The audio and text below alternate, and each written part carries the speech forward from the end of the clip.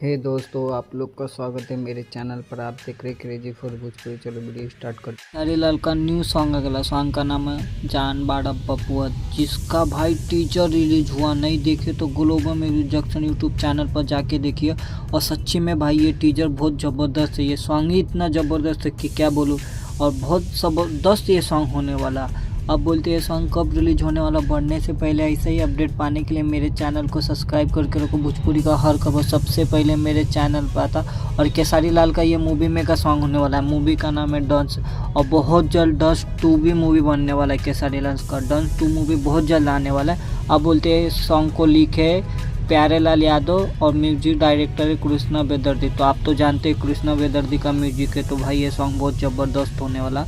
अब बोलते हैं केसारी लाल का ये सॉन्ग कब रिलीज हो रहा है। स्टार कास्ट में नजर आने वाला केसारी लाल यादव, आर्यन बाबू।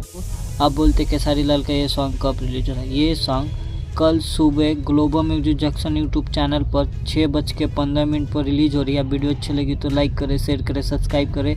मिलता है नए वीडियो में, धन्यवाद। और कमेंट करके बोलिए केसारी लाल का ये सॉन्ग आप लोग को कैसा लगा। मुझे तो इसका टीजर सुन के इतना बवाल लग रहा है कि सॉन्ग एकदम धांसू होने वाला और ये लोरी गीत होने वाला। मिलता हूँ नई वीडियो में, धन्यवाद।